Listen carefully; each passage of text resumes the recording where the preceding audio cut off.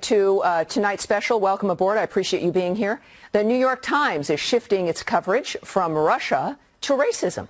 The paper spent 2 years as one of the chief pushers of the false Russian collusion conspiracy theory. It has completely fallen apart. The paper recently held a crisis town hall meeting of its own staff, where the paper's executive editor said the paper is transitioning from suggesting Trump is a spy, you know, because that was fake, to suggesting that he's a racist, which of course is also fake. Larry O'Connor is a radio show host, and a fabulous one at that. He joins us now. Larry, you know, the news over the last 2.5 years, you know, since the election has been extraordinary. It's been remarkable and fabulous to be an American. But then we see remarkable and important American institutions like the New York Times devolve into kind of a Keystone Cop comic book. Can you give us your thoughts on the impact of this and what this really means, what we're facing here? It's a great point. And, you know, the fact, you know, remember after the election, the New York Times apologized. Mr. Sulzberger, their publisher, apologized to their readers saying, we got it wrong. You know, obviously something happened in the 2016 election that we weren't following the voters and the sentiment, and we underestimated it. And they promised they were going to really get down and just cover the news as it's fit to print, because that's the New York Times legacy. And sadly, it's not. Frankly, that's not the true legacy of the New York Times. They've always been an organ of the left. They've been this way for decades, and they slipped right back into this pattern. And it's more than just getting this story wrong.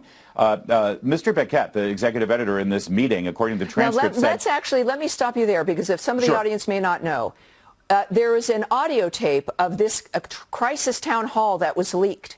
So we're not just guessing at an attitude of what these people say. As an example, let's bring up one of the part of what he was saying at this meeting to his staff at the New York Times. We built our newsroom to cover one story, and we did it truly well. Now we have to regroup and shift resources and emphasis to a take on a different story.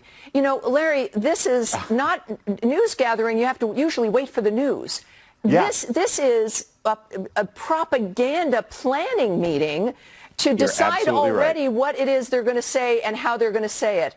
How can we describe it any differently? It's an astounding admission. I thought a newsroom was supposed to be built around, I don't know, covering the news. Yeah, it's weird. That should be the priority. But no, they decided at the New York Times that they were going to build their newsroom around covering one story, the Russian collusion conspiracy hoax, which was a hoax, and by the way, manufactured by propagandists from Moscow to sow disinformation here in America. It was paid for by Hillary Clinton. Thanks a lot. But we also know what the new message is going to be, and everyone can just know what the next 2 years of the New York Times is going to be. Let's bring this up, this kind of a final statement from them about what now the plan needs to be. The chief there pushing the Trump racism theme. Race in the next year, and I think this is, to be frank, what I would hope you come away from this discussion with. Race in the next year is going to be a huge part of the American story. Now, this, remember, is a meeting, and the context is how they're going to shape the narrative, and that's what they've already decided. Yeah, and Tammy, the two stories, the Russian conspiracy collusion hoax and this racism story, they have one common denominator, and that is it's going to pit Americans against each other. It is going to divide us for the first half of the Trump presidency with this shadow hanging over from before he was even inaugurated. It's horrible. It painted the picture of a president as a puppet of a foreign government, and those of us who support him as stooges of Vladimir Putin. That divided us, and now this will divide us along racial terms. The New York Times is working against this country. Larry, thank you very much. And another horrible thing is the destruction of the New York Times itself. How dare they? Larry, thank you so much for joining us tonight. Thanks, Tammy.